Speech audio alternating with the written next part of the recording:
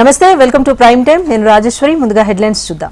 రాష్ట్రంలో టెట్ పరీక్ష నిర్వహణకు అనుమతిచ్చిన ప్రభుత్వం నిర్ణయంతో సంతోషం కలిగిందన్నారు మాజీ మంత్రి ఎమ్మెల్యే హరీష్ రావు. టెట్ నిర్వహణ జరగకపోవడం వల్ల తెలంగాణలో 7 లక్షలకు పైగా అభ్యర్థులు డిఎస్సి పరీక్షకు అర్హత కోల్పోతారంటూ ట్వీట్ చేశారు. వారి ఇబ్బందులను రాష్ట్ర ప్రభుత్వ దృష్టికి తీసుకువెళ్లి టెట్ నిర్వహించాలని బీఆర్ఎస్ పార్టీ తరపున ఈ నెల 12న ప్రభుత్వానికి లేఖ రాశామన్నారు. ఈ నేపథ్యంలోనే టెట్ నిర్వహిస్తామని ప్రభుత్వం ప్రకటించడం సంతోషకరమని ట్వీట్ చేశారు హరీష్ రావు. కాగా ఈ అవకాశాన్ని అభ్యర్థులు సద్వినియోగం చేసుకోవాలని కోరారు హరీష్ రావు.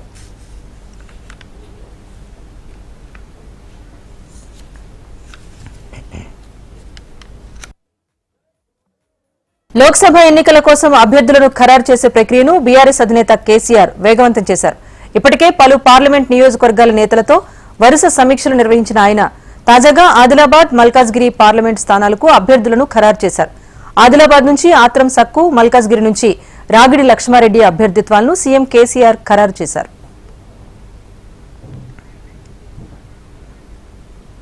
తెలంగాణలో ప్రధానమంత్రి నరేంద్ర మోదీ ఎన్నికల శంఖారావాన్ని పూరించనున్నారు. తెలంగాణలో అత్యధిక స్థానాల్లో గెలిపే లక్ష్యంగా పెట్టుకున్న బీజేపీ జాతీయ నేతలను రంగంలోకి దింపుతోంది. ఇప్పటికే అమిత్ షా నగరానికి వచ్చి వెళ్లగా ఎన్నికల నగారా మోగనుందనే సంకేతాల నేపథ్యంలో తెలంగాణలో 2 రోజుల పాటు మోదీ పర్యటించనున్నారు. మల్కాజ్గిరి నియోజకవర్గంలో ప్రచార పర్వానికి మోదీ శ్రీకారం చుట్టబోతున్నారు. శుక్రవారం రోజు సాయంత్రానికి బేగంపేట చేరుకోనున్న ప్రధాని మల్కాజ్గిరి లోక్సభ నియోజకవర్గ పరిధిలో రోడ్ షో నిర్వహించనున్నారు. రాత్రికి రాజ్భవన్ చేరుకుని అక్కడే బస చేసి ఉదయం నాగర్ కర్నూలు వెళ్తారు. అక్కడ బీజేపీ నిర్వహించనున్న భారీ బహిరంగ సభలో పాల్గొంటారు. సభలో మోదీ తెలంగాణ పర్యటనను పూర్తి చేయనున్నారు. అనంతరం కర్ణాటక రాష్ట్రంలోని గుల్బర్గాకు మోదీ పయనమవుతారు.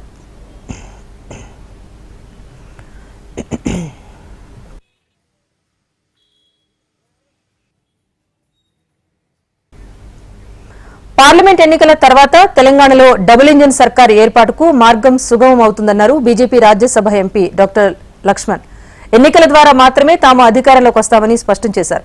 కాంగ్రెస్ ప్రభుత్వాన్ని కూల్చాలనే ఆలోచన తమ పార్టీకి లేదన్నారు. రేవంత్ రెడ్డికి ఎందుకంత అభద్రతా భావం అంటూ ప్రశ్నించారు ఆయన. సర్కార్ను కూలగొడుతున్నారని రేవంత్ ఎందుకు అంటున్నారు అంటూ ఆక్షేపించారు. పార్లమెంట్ ఎన్నికల ఫలితాల తర్వాత డబుల్ ఇంజిన్ సర్కార్ ఏర్పాటుకు మార్గం సుగమం అవుతుంది. దానికి రేవంత్ రెడ్డి గారు, ముఖ్యమంత్రి గారు వారు వ్యక్తిగతంగా ఈ ప్రభుత్వాన్ని కూలగొస్తామని, కూలగొట్టడానికి బీఆర్ఎస్ బీజేపీ ఏకమవుతుందని చెప్పి తప్పుడు ప్రచారాన్ని ఏదైతే చేస్తున్నారో నేను చాలా స్పష్టం చేస్తున్నాను. భారతీయ జనతా పార్టీకి ఈ ప్రభుత్వం కూలిపోవాలనో కూల్చాలని ఏమాత్రం కూడా కించిత్తు ఆలోచన లేదు. మీ అంతలో మీరు కోల్పోతామనుకుంటే దాన్ని మేము చేసేది ఏమీ లేదు. ఎందుకంటే పదే పదే ముఖ్యమంత్రి గారు ఎందుకు అంత అభద్రతగా మాట్లాడుతున్నారు? బరాసా ఎమ్మెల్యేలు ముందుకు వస్తున్నారు, నన్ను సమర్థిస్తామంటున్నారు, ఈ ప్రభుత్వం కాపాడుతామంటున్నారు, నిలబెడతామంటూ చెప్తున్నారని చెప్పి పదే పదే వారు చెప్తున్నారు. అంటే ఎక్కడో మీకే అనుమానాలు మీకు వ్యక్తమవుతున్నాయి. కాబట్టి ఆ రకంగా నేను ప్రజాస్వామికంగానే ఎన్నికల ప్రక్రియ ద్వారానే ఈ రాష్ట్రంలో డబుల్ ఇంజిన్ సర్కార్ ఏర్పడబోతుందని చెప్పి పదే పదే నేను చెప్తున్నాను. వాహనాల రిజిస్ట్రేషన్లు రేపటి నుంచి స్టేట్ నేమ్ టీజీగానే అవుతుందని మంత్రి పొన్నం ప్రభాకర్ ప్రకటించారు. వాహనాల రిజిస్ట్రేషన్ను టీఎస్ నుంచి టీజీగా మార్చేందుకు కేంద్రం ఆమోదం తెలిపిందన్నారు. తెలంగాణ ఉద్యమ సమయంలో ప్రజలంతా టీజీ అని రాసుకున్నారని చెప్పుకొచ్చారు. ప్రజల మనోభావాల మేరకు టీఎస్ ను టీజీగా మారుస్తున్నామన్నారు పొన్నం. కేసీఆర్ సర్కార్ ప్రజల ఆకాంక్షలు, మనోభావాలను అణచివేసిందని ఆయన మండిపడ్డారు. ఇలా సాయంత్రం 4 తర్వాత రేపటి నుంచి రిజర్వేషన్ అయ్యే ప్రతి బండి టీసీ పేరు మీద సీరియస్ రిజర్వేషన్ అవుతాయి. ఇది ఒక మార్పు. ఊరికేనే టీఎస్ ఉంటే ఏమవుతుంది, టీసీ ఉంటే ఏమవుతుంది అనే ప్రశ్నకు మన ఆకాంక్షలు జవాబు. మనం తెలంగాణలో ఉండాలనుకున్నాం, తెలంగాణలో సాధించుకున్నాం. టీసీ అనేది మన ఆత్మ. రాబోయే రోజుల్లో మరిన్ని పథకాలు అమలు చేస్తామని మంత్రి సీతక్క తెలిపారు. చాలా మంది మహిళలు రక్తహీనతతో బాధపడుతున్నారని, పౌష్టికాహార లోపం వల్ల సమస్యలు ఏర్పడుతున్నాయని ఆమె చెప్పారు. తమ ప్రభుత్వ ఆధ్వర్యంలో అంగన్వాడీ కేంద్రాలను బలోపేతం చేయనున్నామన్నారు. మహిళా శిశు సంక్షేమ, సీనియర్ సిటిజన్స్ శాఖ ఆధ్వర్యంలో అంతర్జాతీయ మహిళా దినోత్సవ వేడుకలు హైదరాబాద్ రవీంద్ర భారతిలో ఘనంగా జరిగాయి. బామ్మ డప్పుదరువుకు సీతక్క డాన్స్ చేశారు.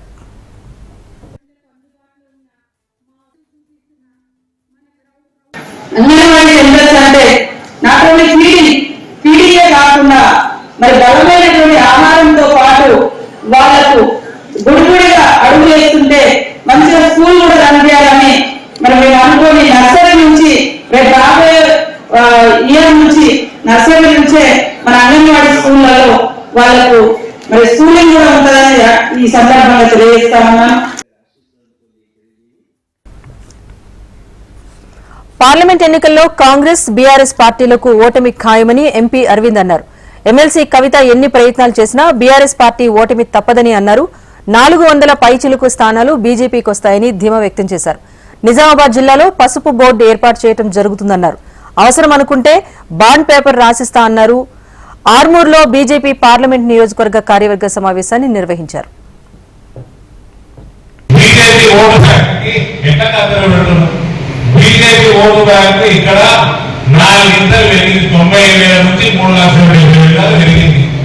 ఇది నూతన ఓటు బ్యాంకు, ఇది యువత ఓటు బ్యాంకు, ఇది జాతీయత భావం ఉన్న ఓటు బ్యాంకు, ఇది హిందుత్వంతో రక్తం పొందుతున్న ఓటు బ్యాంకు. అభ్యర్థులు లేకుండా అభ్యర్థుల వారు ముందుకు రాని పరిస్థితిలో ఇవాళ మన అపోజిషన్ పార్టీలు ఉన్నాయి. ఇవాళ మనము వాగ్దానాలు చేసినాము, మనము రాసించినాము, మనం చరిత్ర తిరగరాసినాం. నేను అసెంబ్లీ ఎన్నికల 20 ఏళ్ళు దాటిస్తలేదు. ఒక్క సంవత్సరం పసుపుడికి టైం అయింది కదా, అది నాకంటే ముందే 20 మొదలు పెట్టలేదు పసుపుడు. ఇంకా కార్యాలయం మన దగ్గర ఓపెన్ కావాలి. ఇంకోటి అలా అడుగుతా కాంగ్రెస్ వాళ్ళకి కార్యాలయం 100% మళ్ళా బాధ్యత రాసేయాలని అడుగుతుంది. కార్యాలయం హిందువులు జిల్లాలనే కార్యాలయం వస్తుంది. చంద్రబాబు పాలనలో దగా తప్ప చేసిందేమీ లేదని సీఎం జగన్ విమర్శించారు. ఉమ్మడి కర్నూలు జిల్లాలో సీఎం జగన్ పర్యటించారు. నేషనల్ లా యూనివర్సిటీ నంద్యాల జిల్లాలో ఏరియా హాస్పిటల్ను సీఎం జగన్ ప్రారంభించారు. ఈబీసీ నేస్తం లబ్దిదారులకు నగదును పంపిణీ చేశారు. లా యూనివర్సిటీ ప్రారంభం కానున్న నేపథ్యంలో కర్నూలు ప్రజలకు శుభాకాంక్షలు తెలిపారు సీఎం జగన్. అభివృద్ది వికేంద్రీకరణ తమ ప్రభుత్వ లక్ష్యమని, ఆ దిశగానే అడుగులు వేస్తున్నామని అన్నారు. చంద్రబాబు పాలనలో ఒక్క మంచి స్కీమ్ సైతం లేదు అంటూ ఆరోపించారు. ప్రజల్లో విశ్వసనీయత లేని వారంతా కూటమిగా ఏర్పడి పేదల బతుకులపై పోరాటానికి సిద్ధమయ్యారంటూ ఎద్దేవా చేశారు. చంద్రబాబు నాయుడు గారి పేరు చెప్తే ఆయన చేసిన ఒక్కటంటే ఒక్క మంచి గుర్తుకు రాదు. ఆయన పేరు చెప్తే ఒక్కటంటే ఒక్క మంచి స్కీము కూడా గుర్తుకు రాని పరిస్థితి చంద్రబాబు నాయుడు గారిది. అయితే దత్తపుత్రుడి పేరు చెబితే ఏం గుర్తుకొస్తుందో తెలుసా? నా అక్క చెల్లెమ్మలకు దత్తపుత్రుడి పేరు చెబితే వివాహ వ్యవస్థను భ్రష్టు పట్టించే ఓ మోసగాడు గుర్తుకొస్తాడు. 5 సంవత్సరాలకు ఒకసారి కారును మార్చినట్టుగా భార్యలను మార్చే ఒక మ్యారేజ్ స్టారు ఓ వంచకుడు గుర్తుకు వస్తాడు. అసెంబ్లీ అభ్యర్థుల రెండో జాబితాను టీడీపీ విడుదల చేసింది. తొలి జాబితాలో 94 మంది అభ్యర్థులను ప్రకటించిన చంద్రబాబు 34 మందితో సెకండ్ లిస్టు విడుదల చేశారు. వీరిలో 27 మంది పురుషులు, 7 మహిళలకు అవకాశం కల్పించారు. అభ్యర్థుల్లో ఒకరు పీహెచ్డీ చేయగా 11 మంది పీజీ చేసిన వారున్నారు. గ్రాడ్యుయేషన్ చేసిన వారు 9 మంది, ఇంటర్ చదివిన వారు 8 మంది, 10th క్లాస్ పూర్తి చేసిన వారు 5గురికి ఈ జాబితాలో చోటు కల్పించారు. అసెంబ్లీ ఎన్నికల్లో బీజేపీ, టీడీపీ, జనసేన మధ్య పొత్తు కుదిరింది. పొత్తులో భాగంగా 144 స్థానాల్లో టీడీపీ పోటీ చేయనుండగా తాజాగా ప్రకటించిన జాబితా కలిపి మొత్తం 128 స్థానాలకు అభ్యర్థులను టీడీపీ ఖరారు చేసింది. మరో 16 స్థానాలకు సంబంధించి అభ్యర్థులను ఇంకా ప్రకటించాల్సి ఉంది. టీడీపీలో మరోసారి సీనియర్లకు మొండిచేయి ఎదురైంది. రెండవ లిస్టులో కూడా సీనియర్లకు చోటు దక్కలేదు. మాజీ మంత్రి కళా వెంకట్రావు, గంటా శ్రీనివాసరావు, సోమిరెడ్డి చంద్రమోహన్ రెడ్డి, దేవినేని ఉమ, బండారు సత్యనారాయణ పేర్లు సెకండ్ లిస్టులో కూడా కనిపించలేదు. కళా వెంకట్రావు ఎచ్చెర్ల టికెట్ ఆశిస్తూ ఉండగా విశాఖ నుంచి గంటా, పెందుర్తి నుంచి బండారు సత్యనారాయణ, మైలవరం నుంచి దేవినేని ఉమ, సర్వేపల్లి నుంచి సోమిరెడ్డి టికెట్ కోసం ఆశిస్తున్నారు. అయితే 34 మందితో విడుదల చేసిన సెకండ్ లిస్టులోనూ వీరి పేర్లు లేకపోవడంతో అసంతృప్తిలో ఉన్నట్టుగా తెలుస్తోంది.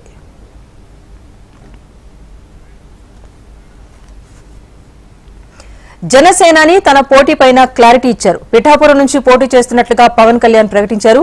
బద్నాం చేయాలనుకునే వారికి వార్నింగ్ కూడా ఇచ్చారు. ఈ ఎన్నికల్లో జనసేనకు 21 సీట్లలో సంపూర్ణ మెజారిటీ ఇవ్వాలని కోరారు. జగన్ పోతున్నాడు, వైసీపీ పోతుంది, పొత్తు గెలుస్తుంది అన్నారు పవన్. స్థాయికి మించి మాట్లాడితే క్రమశిక్షణ చర్యలు తప్పవన్నారు పవన్. జనసేన పవన్ కళ్యాణ్ పిఠాపురం నుంచి పోటీ చేస్తారు. దత్తాత్రేయుల అవతారమైన నా గురువు దత్తాత్రేయుల అవతారమైన శ్రీపాద శ్రీవల్లభుడు జన్మస్థలం అది, శక్తిపీఠం అది. అక్కడి నుంచి పోటీ చేస్తాం. ఏపీ రాజకీయాల్లో ఊహించని పరిణామం చోటు చేసుకుంది. తాను పిఠాపురం నియోజకవర్గం నుంచి పోటీ చేయబోతున్నాను అంటూ సినీ దర్శకుడు రామ్ గోపాల్ వర్మ ట్వీట్ చేశారు. అయితే పిఠాపురం నుంచి పోటీ చేయబోతున్నట్లు పవన్ కళ్యాణ్ ప్రకటించిన కాసేపటికే ఆర్జీవీ రెస్పాండ్ అయ్యారు. తాను కూడా పిఠాపురం నియోజకవర్గం నుంచి పోటీలో ఉంటున్నట్టుగా సోషల్ మీడియా ప్లాట్ఫామ్ వేదికగా తెలిపారు. సడన్ గా డెసిషన్ తీసుకున్న పిఠాపురం నుంచి పోటీ చేస్తున్నా అంటూ ఆర్జీవీ ట్వీట్ చేశారు. ఇప్పుడు ఆ ట్వీట్ ఏపీ పాలిటిక్స్ లో ఆసక్తికరంగా మారింది.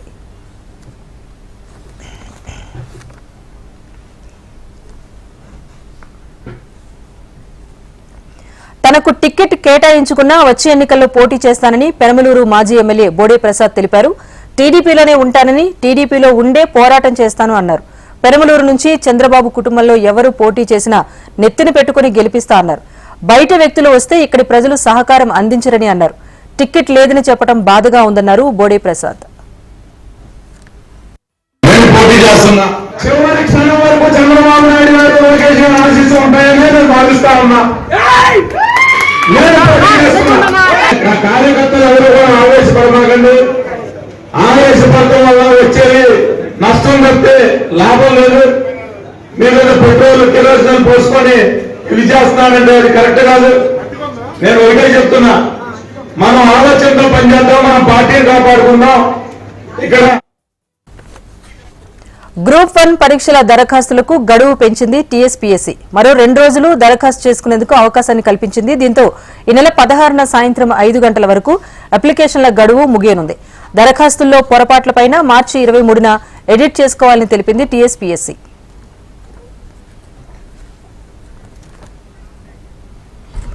యాదగిరిగుట్టలో పీటల వివాదంపై అధికారులు అలర్ట్ అయ్యారు. 10 కొత్త సమాంతర పీటలను కొనుగోలు చేశారు. పాతవి 4, కొత్తవి 10 పీటలతో సహా ఒకేసారి 14 వీవీఐపీలకు వేద ఆశీర్వచనం చేసేలాగా చర్యలు చేపట్టారు. యాదగిరిగుట్టలో ఇటీవల డిప్యూటీ సీఎం భట్టి విక్రమార్కకు, మంత్రి కొండా సురేఖకు చిన్న సైజు పీటలు వేసి అవమానించారంటూ ప్రతిపక్షాలు ఆరోపణలు చేశాయి. దీంతో ఇలాంటి ఘటనలు పునరావృతం కాకుండా ఆలయ అధికారులు చర్యలు చేపట్టారు.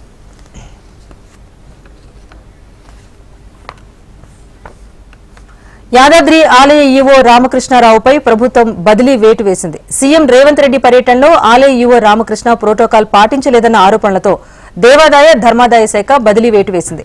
డిప్యూటీ సీఎం భట్టి విక్రమార్క పట్ల అమర్యాదగా వ్యవహరించడంతో ఈ మేరకు నిర్ణయం తీసుకున్నారు. వేద పండితులు ఆశీర్వచనమిచ్చే సమయంలో మిగతా మంత్రుల కంటే కాస్త తక్కువ ఎత్తున్న స్టూల్పై డిప్యూటీ సీఎంను కూర్చోబెట్టారు. దీంతో ఉప ముఖ్యమంత్రికి అవమానం అంటూ పెద్ద ఎత్తున దుమారం రేగింది. ఇదే అంశంపై డిప్యూటీ సీఎం భట్టి విక్రమార్క సైతం స్పందించారు. అవమానం లాంటిదేమీ లేదని తానే కింద కూర్చున్నానంటూ చెప్పుకొచ్చారు. అయినా నష్ట నివారణ చర్యల్లో భాగంగా ఆలయ ఈవోపై చర్యలు తీసుకున్నారు. యాదాద్రి ఈవోగా భాస్కర్ రావును నియమిస్తూ ఉత్తర్వులు జారీ చేశారు. తెలంగాణలో గొర్రెల పంపిణీ కుంభకోణంలో ఏసీబీ దర్యాప్తు ముమ్మరం చేసింది. గొర్రెల పంపిణీ కుంభకోణంలో మరో 2 ప్రభుత్వ ఉద్యోగులను ఏసీబీ అరెస్ట్ చేసింది. రంగారెడ్డి జిల్లా పశుసంవర్ధక శాఖ జేడీ అంజులప్ప, ఏడీ కృష్ణయ్యలను అధికారులు అరెస్ట్ చేశారు. ఇప్పటికే 4 అధికారులను ఏసీబీ అరెస్ట్ చేసిన విషయం తెలిసిందే. కాంట్రాక్టర్లతో కుమ్మక్కై అక్రమాలకు పాల్పడ్డారంటూ ఏసీబీ అధికారుల విచారణలో తేలింది. రైతుల నుంచి గొర్రెలను ప్రైవేటు వ్యక్తులతో సేకరించారని దర్యాప్తులో తేల్చారు. రైతులకు ఇవ్వాల్సిన 2 కోట్ల రూపాయలను కాంట్రాక్టర్ల ఖాతాల్లో జమ చేయడానికి సహకరించిన విషయాన్ని కూడా ఏసీబీ గుర్తించింది. మరో వెటర్నరీ రాష్ట్ర స్థాయి ఉన్నతాధికారిని రేపు విచారించే అవకాశం ఉన్నట్టుగా తెలుస్తోంది. తెలంగాణ మంత్రి కోమటిరెడ్డి వెంకటరెడ్డిని కాంగ్రెస్ సీనియర్ నేత జానారెడ్డి కలిశారు. నల్గొండ పార్లమెంట్ అభ్యర్థిగా పోటీలో ఉండబోతున్న తన కుమారుడు రఘువీర్ రెడ్డిని ఆశీర్వదించాలంటూ కోరారు. ఈ సందర్భంగా ఇరువురి నేతల మధ్య ఉన్న 3 దశాబ్దాల రాజకీయ అనుబంధాన్ని గుర్తు చేసుకున్నారు. రఘువీర్ కు సంపూర్ణ సహకారం ఉంటుందని, భారీ మెజార్టీతో ఆయన్ను గెలిపించుకుంటామన్నారు కోమటిరెడ్డి. ఈ సమావేశంలో నల్గొండ డీసీసీ అధ్యక్షులు శంకర్ నాయక్, దేవరకొండ ఎమ్మెల్యే బాలు నాయక్, నాగార్జున సాగర్ ఎమ్మెల్యే జైవీర్ పాల్గొన్నారు. మాజీ ఎమ్మెల్యే పైల శేఖర్ రెడ్డి కూడా బీఆర్ఎస్ ను వీడేందుకు సిద్దమవుతున్నట్టుగా సమాచారం. ఆయనతో డీకే మంతనాలు జరిపినట్టుగా తెలుస్తోంది. పైల భువనగిరి ఎంపీ టికెట్ ను ఆశిస్తున్నారు. ఈ విషయం ఇప్పటికే ఢిల్లీ పెద్దలకు చేరగా పైల చేరికను వ్యతిరేకిస్తున్న రాష్ట్ర నేతలతో అగ్రనేతలు మాట్లాడుతున్నారు. అధిష్టానం నుంచి క్లియరెన్స్ వస్తే శేఖర్ రెడ్డి కాంగ్రెస్ లో చేరటం ఖాయంగా కనిపిస్తోంది. బీజేపీ రెండో లిస్టులో టికెట్ ఆశించిన సోయం బాపురావు, జితేందర్ రెడ్డిలు భంగపడ్డారు. అయితే పార్టీ మార్పుపై వస్తున్న వార్తలను మాత్రం ఇద్దరు నేతలు ఖండించారు. ఎన్నికలయ్యేంత వరకు తానే ఎంపీగా కొనసాగుతారని సోయం బాపురావు తెలిపారు. ఎన్నికల వరకు తాను బీజేపీలోనే ఉంటానని కూడా వెల్లడించారు. ఇక మాజీ ఎంపీ జితేందర్ రెడ్డి ఇంటికి సీఎం రేవంత్ రెడ్డి వెళ్లడంతో ఆయన సైతం పార్టీ మారుతారు అనే ఊహాగానాలు వినిపించాయి. టికెట్ రాకపోవడంతో పరామర్శించేందుకే రేవంత్ వచ్చారని జితేందర్ రెడ్డి తెలిపారు.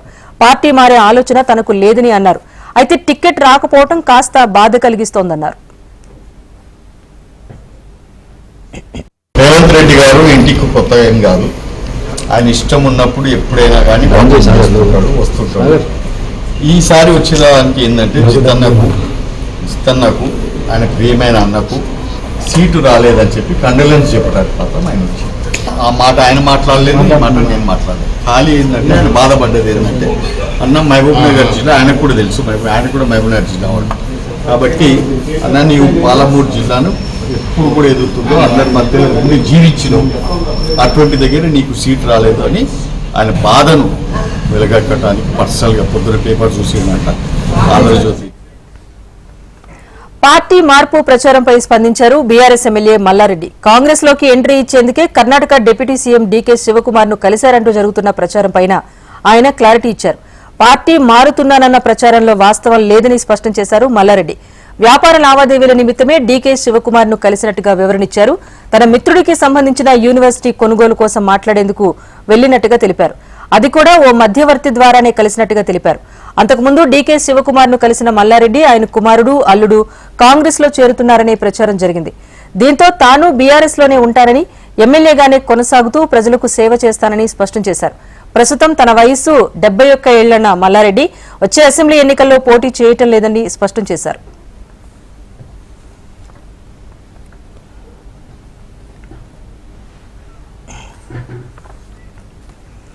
మానసిక ఉల్లాసానికి, శారీరక దృఢత్వానికి క్రీడలు ఎంతగానో దోహదపడతాయని కేంద్ర పర్యాటక శాఖ మంత్రి కిషన్ రెడ్డి అన్నారు. ఖేలో ఇండియా, జీతో ఇండియా కార్యక్రమంలో భాగంగా ఏబీవీ ఫౌండేషన్ ఆధ్వర్యంలో ఏర్పాటు చేసిన మహిళా క్రీడా మహోత్సవాన్ని కిషన్ రెడ్డి ప్రారంభించారు. ఖోఖో, వాలీబాల్, అథ్లెటిక్స్ క్రీడలను ప్రారంభించి కాసేపు క్రీడాకారుల ఆటలు తిలకించారు. ప్రధాని నరేంద్ర మోదీ పిలుపు మేరకు సికింద్రాబాద్ పార్లమెంట్ నియోజకవర్గంలో మహిళలను క్రీడల్లో ప్రోత్సహిస్తున్నట్టుగా తెలిపారు కిషన్ రెడ్డి. జమిలీ ఎన్నికల నిర్వహణ సాధ్యాసాధ్యాలపై రామ్నాథ్ కోవింద్ నేతృత్వంలో ఉన్నత స్థాయి కమిటీ అధ్యయనం పూర్తి చేసింది. ఈ కమిటీ తుది నివేదికను రాష్ట్రపతి ద్రౌపది ముర్ముకు కోవింద్ అందజేశారు. 2029లో దేశంలో జమిలీ ఎన్నికలు సాధ్యమే అంటూ కోవింద్ కమిటీ నివేదికలో పేర్కొంది. ఈ సమావేశంలో కేంద్ర హోంశాఖ మంత్రి అమిత్ షా పాల్గొన్నారు. దేశంలో ఒకేసారి ఎన్నికలు నిర్వహిస్తే ఎన్నో ప్రయోజనాలుంటాయని కమిటీ నివేదికలో పేర్కొంది. ఒకేసారి ఎన్నికల కోసం కోవింద్ కమిటీ నిర్దిష్టమైన సిఫార్సులు చేసింది. లోక్సభ, అసెంబ్లీల ఎన్నికలు ఒకసారి, మిగిలిన స్థానిక సంస్థల ఎన్నికలు మరోసారి నిర్వహిస్తే సముచితంగా ఉంటుందని కోవింద్ కమిటీ నివేదికలో పొందుపరిచింది. కాగా పలు కీలక సిఫార్సులతో ఒకే దేశం ఒకే ఎన్నికపై ఇవాళ రామ్నాథ్ కోవింద్ కమిటీ నివేదికను రాష్ట్రపతి ద్రౌపది ముర్ముకు అందజేశారు. విస్తృత సంప్రదింపులు, సమావేశాలు, అభిప్రాయ సేకరణ అనంతరం 8 భాగాలుగా 18,000 పేజీలతో కూడిన నివేదికను కోవింద్ కమిటీ రూపొందించింది. కేంద్ర ఎన్నికల సంఘం కమిషనర్లను నియమించింది. ఎలక్షన్ కమిషన్ ప్యానెల్లో ఏర్పడ్డ 2 ఖాళీలను భర్తీ చేసేందుకు ప్రధాని నేతృత్వంలో హై పవర్డ్ కమిటీ భేటీ అయింది. మొత్తం 212 మంది క్యాండిడేట్స్ అప్లికేషన్స్ రాగా అందులో 2ని ఫైనల్ చేసింది కమిటీ. ఈసీలుగా కేరళకు చెందిన జ్ఞానేశ్వర్ కుమార్, పంజాబ్కు చెందిన సుఖ్బీర్ సింగ్ సంధులను నియమిస్తూ హై పవర్డ్ కమిటీ నిర్ణయం తీసుకుంది. గత నెల అనూప్ చంద్ర పాండే పదవీ విరమణ చేయగా ఇటీవల మరో కమిషనర్ అరుణ్ గోయల్ అనూహ్యంగా రాజీనామా చేశారు. దీంతో ఎన్నికల సంఘంలో ఈ ఖాళీలు ఏర్పడ్డాయి.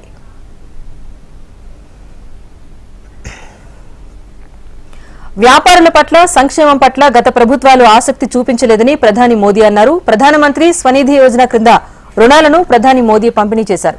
1,00,000 మంది వీధి వ్యాపారులకు రుణాలు మంజూరు చేశారు.